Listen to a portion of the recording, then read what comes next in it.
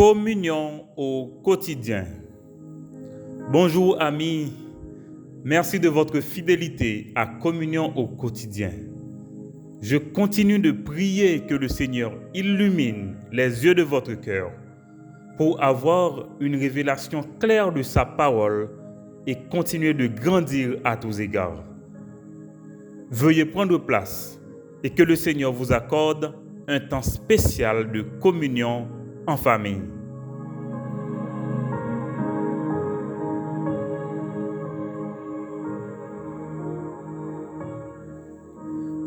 Nous avons étudié expérimentation, c'est-à-dire témoignage nous sous la puissance du Saint-Esprit. Hier, nous avons fait une mise en contexte concernant le contenu des évangiles tels que rapportés dans l'introduction des Actes des Apôtres. L'enseignement de Jésus sur le royaume, les divers miracles qu'il a opérés, le choix des apôtres et les commandements de Jésus à ses disciples de faire des disciples. Nous avons aussi attiré votre attention sur un thème cher à Jésus, je viens de le dire dans son enseignement, le royaume de Dieu. Un sujet très peu connu de nos milieux. Jésus a passé du temps avec les disciples pour leur en parler, tout en leur intimant l'ordre de ne pas quitter Jérusalem avant de recevoir l'accomplissement de la promesse, celle du baptême du Saint-Esprit. En réalité, les disciples étaient bien plus préoccupés par le moment de l'établissement du royaume. Mais Jésus les a repris que le temps de l'établissement du royaume est réservé à Dieu le Père qui peut en décider.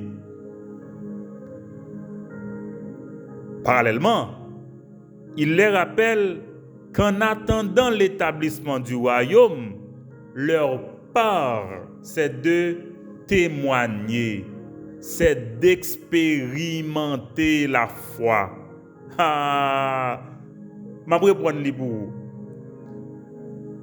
Li dit entendez bien. Pendant l'attente que le royaume n'a établi, c'est ce qui se fera. C'est ce que Dieu fera. C'est ce qui sera fait. En attendant, mais ça a rien pour faire. Témoigner. C'est-à-dire se concentrer sur le fait que dans peu de jours, ils seront baptisés du Saint-Esprit pour être ses témoins suivant une cartographie bien explicitée. Jérusalem, Judée, Samarie, les extrémités de la terre.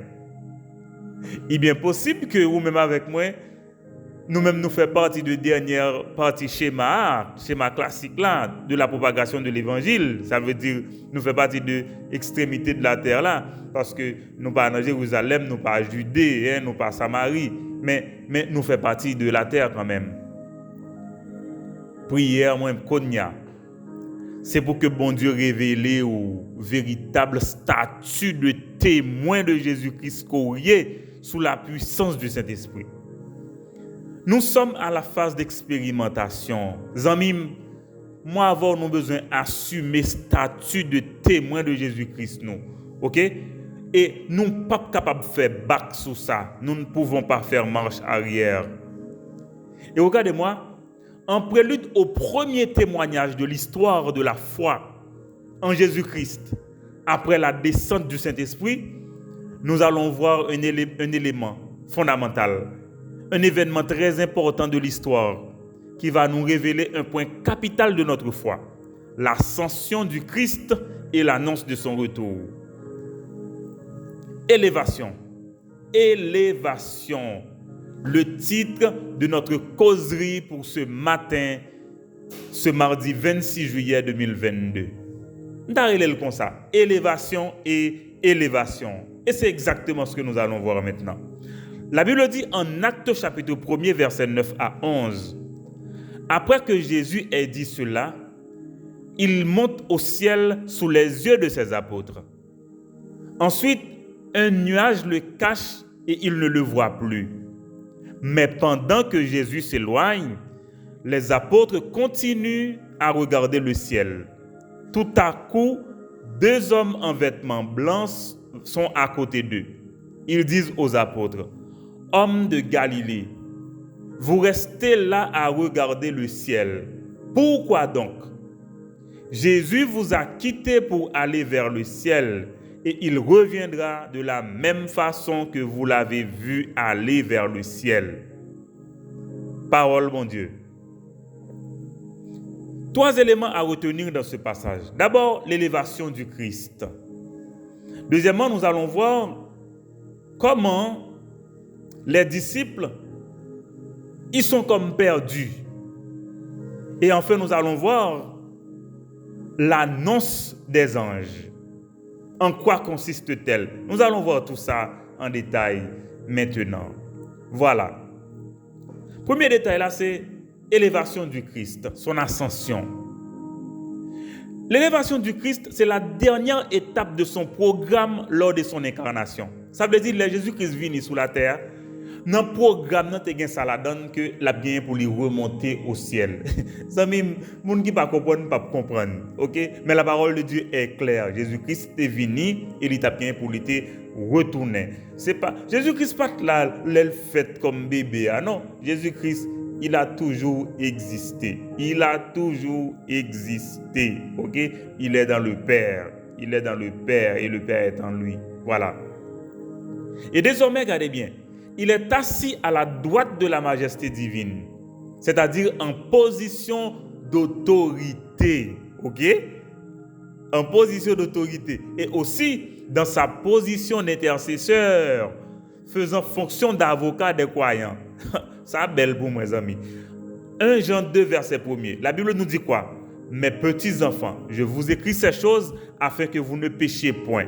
Et si quelqu'un a péché, nous avons un avocat auprès du Père, Jésus-Christ le juste. Regardez ça bien, amis.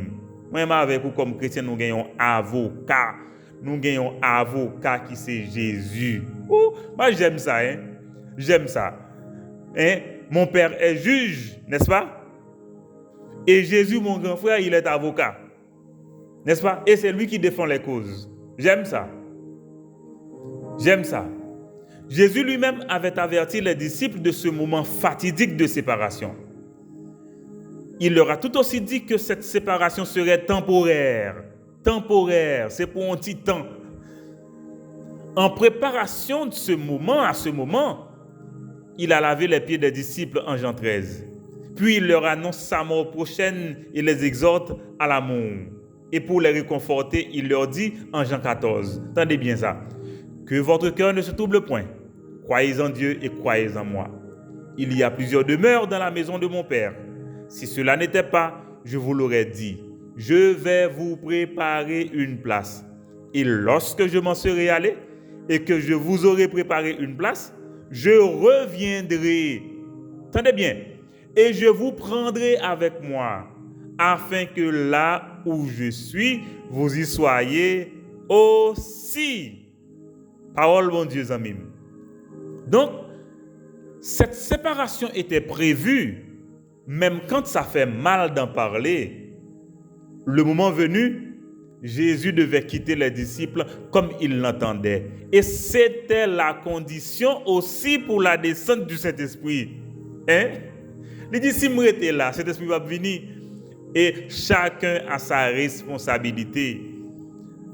Tenez bien, après que Jésus ait dit cela, il monte au ciel sous les yeux de ses apôtres. Hein? Ensuite, un nuage le cache et il ne le voit plus. Tenez bien, il monte qui côté? Dans le ciel. Nous connaissons qui côté. Parole, mon Dieu, dit qui côté. Vous avez même qui te pose une question. Est-ce qu'on sent à l'aise lorsqu'on sent séparé de bon Dieu, lorsqu'on sent séparé du Seigneur? C'est une tristesse pour le croyant de se sentir éloigné du Maître. Est-ce qu'on sent à l'aise pour éloigner de mon Dieu? Nous devons connaître aujourd'hui que comme petit de mon Dieu, rien ne peut nous séparer de l'amour de Dieu manifesté en Jésus-Christ. Même pas la mort. Romains 8, verset 38. En Christ, il n'y a plus de séparation. Seul le péché peut nous faire ressentir cette séparation. Et le diable aussi peut nous mentir en nous faisant douter de sa présence, n'est-ce pas, quand nous sommes dans nos moments de faiblesse. Par ailleurs, le croyant fait confiance à la parole de Dieu qui enseigne qu'en Christ, pour le croyant, il n'y a aucune séparation, aucune condamnation, aucune accusation. Romains 8, verset 1er, verset 33 et verset 38. Et m'a dit ça, amis. Est-ce qu'on connaît, malgré l'absence physique Jésus-Christ, qui ça le fait? Il envoie le divin conseiller, le divin consolateur pour demeurer éternellement avec nous. Et la Bible dit, il est en nous. Il est en nous. Après que Jésus ait dit cela, il monte au ciel sous les yeux de ses apôtres. Ensuite, un nuage le cache et il ne le voit plus. Amis, je vais inviter à un exercice qu'on y a. Lorsque nos yeux physiques ne nous permettent pas de voir le Seigneur, c'est le moment d'ouvrir largement les yeux de la foi pour contempler la splendeur glorieuse du Seigneur. Nos yeux nous font voir partiellement la réalité, comme nous faisons voir un arbre, mais pas la forêt. Nos yeux sont charnels et physiques. Tandis que la foi nous ouvre une porte sur le monde de la vérité. Car par la foi, nous admirons la forêt, nous dominons l'existence, nous faisons exister ce qui n'était pas. Alléluia. Cependant, amis, ça arrive nous bien souvent que nous distraient par la réalité, qui fait nous oublier que nos sens sont généralement trompeurs. Voilà pourquoi les disciples restent à fixer le ciel pour ne plus voir le Seigneur dans son élévation, n'est-ce pas? Amis, voilà notre vérité qui est extraordinaire encore. Est-ce qu'on connaît l'élévation Jésus-Christ là, lui assurer nous propre élévation nous? Vous comprenez ça? L'élévation du Christ nous assure notre propre élévation. Tenez bien, nous aussi, à un signal donné, à la voix d'un archange, au son de la trompette de Dieu. Est-ce qu'on imagine à qui ça me fait référence là? Car le Seigneur lui-même, à un signal donné, à la voix d'un archange, au son de la trompette de Dieu, descendra du ciel et les morts en Christ ressusciteront premièrement. Ensuite, nous les vivants qui serons restés, nous serons tous ensemble enlevés avec eux sur des nuées à la rencontre du Seigneur dans les airs. Et ainsi nous serons toujours avec le Seigneur. Disons Amen, amis. Disons Amen. Amen. Voilà. Et les disciples maintenant comme perdus, comme une manifestation de la gloire de Dieu sur Jésus-Christ, les disciples restent immobiles, comme en admiration devant un événement si étrange, voyant le Seigneur défier les forces de la nature, notamment la loi de la pesanteur. Amis, Dieu est le maître de la nature. C'est lui qui l'a créé. Donc, il peut aussi soumettre la nature et souverainement.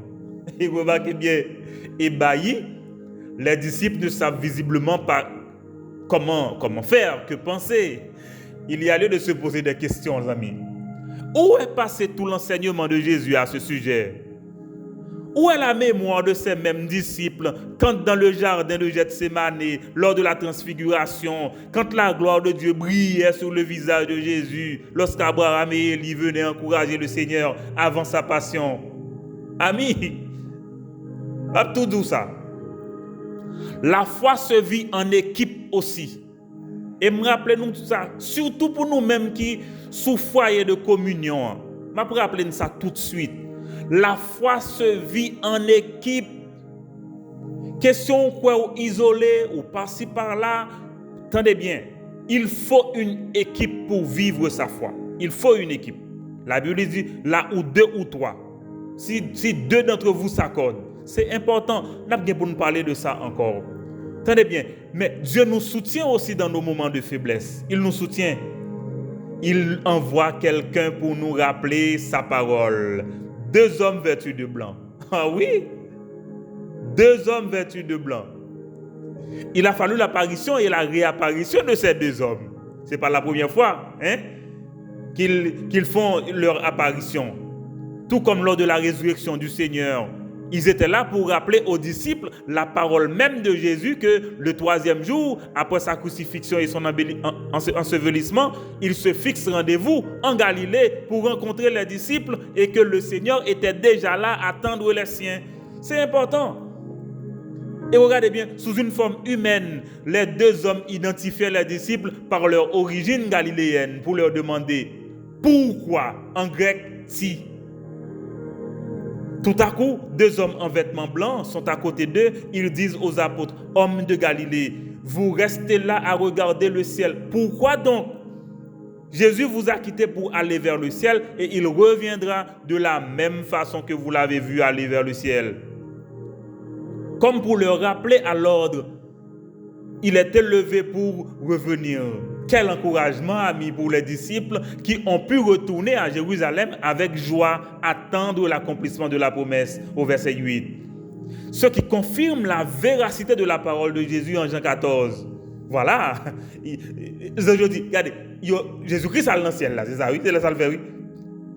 Eh bien, nous-mêmes là, ça n'a fait là. L'idée pour retourner Jean-Noël Motéa, oui. Regardez, Paul a dit, regardez, consolez-vous donc les uns les autres par ces paroles. Selon 1 Thessaloniciens 4. Amis, est-ce qu'on connaît Saint-Esprit là, il joue même rôle ça dans la vie par nous, moi-même avant comme croyant? Il conduit nous dans toute la vérité. Il rappelle nous l'enseignement de Jésus. Il réfère nous à la parole de Dieu. Il nous dit peut-être bien souvent, c'est-à-dire pourquoi? Pourquoi tracassez-vous? Pourquoi vous faites-vous de la peine? Mais pourquoi? Jean 15, 26, 27. Quand ce sera venu, le consolateur que je vous enverrai de la part du Père, l'Esprit de vérité qui vient du Père, il rendra témoignage de moi. Et vous aussi, vous rendrez témoignage parce que vous êtes avec moi dès le commencement. Amis, le message du retour de Jésus-Christ est un message d'encouragement précieux pour les croyants. Il revient pour ramener les siens dans la gloire. Amen. Pour juger les incrédules et établir son royaume, son règne millénaire, puis l'éternité. La Bible appelle cela la bienheureuse espérance. Amen. Disons avec moi aussi. Amen. Il y a 2 ans, à peu près, je parle du retour de Jésus-Christ à mes filles en considérant la conversation de Jésus avec ses disciples en Jean 14. Zamim, j'étais ébahi par la réaction des filles, pas me demandant, mais demandant à Jésus maintenant de revenir. Comme pour pousser un ouf de soulagement. Zamim, message sur le retour de Jésus-Christ, c'est un encouragement pour les croyants. C'est un message de réjouissance pour nous. C'est le rendez-vous ultime des croyants avec le Seigneur. Zamim, nous en phase d'expérimentation. Nous avons besoin de nous rappeler l'élévation du Christ pour nous rassurer, pour nous assurer de notre propre élévation. Lorsqu'il reviendra, nous attirer à lui sur les nuées. Et ça, le Saint-Esprit ne manquera pas de nous rappeler la parole de Dieu pour nous rassurer. C'est le Seigneur Jésus-Christ qui reviendra. Amen. Amen et Amen. On nous prie, les amis. C'est tout libre. Vous êtes capable de répéter prière ça avec moi. Concentrez-vous pour prier. Ok? Dis ensemble avec moi. Père de gloire, je te rends grâce pour ta formidable parole qui nous encourage. Je bénis ton nom pour ton plan de bonheur en faveur de tes enfants. Je te glorifie pour la présence du Saint-Esprit en moi pour me rappeler ta parole, tes promesses et me référer à toi. Je te remercie pour chaque personne que tu connectes à notre service et à qui tu donnes d'écouter ce message. Père, fais naître en chacun une nouvelle disposition pour étudier ta parole, la comprendre et la mettre en pratique.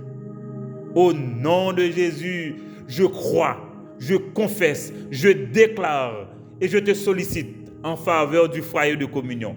Ce canal que tu appelles pour communiquer tes grâces excellentes, capables de forger une nouvelle destinée pour notre pays par l'évangile et l'éducation, donc la formation de disciples. Au nom de Jésus, je crois, je confesse, je déclare que toutes les richesses, toutes les armées du ciel se mobilisent en ce moment pour déverser tes grâces surabondantes sur le foyer de communion pour l'accomplissement de la mission que tu nous inspires. Je prie maintenant, Père, pour chaque personne, chaque famille que tu permets d'écouter ce message. Je te remercie d'avoir suscité cette équipe pour la formation de disciples en vue de transformer par la foi et l'obéissance à ta parole la génération du désert de notre pays en la génération de Canaan. Au nom de Jésus, disons ensemble, Amen, Amen et Amen.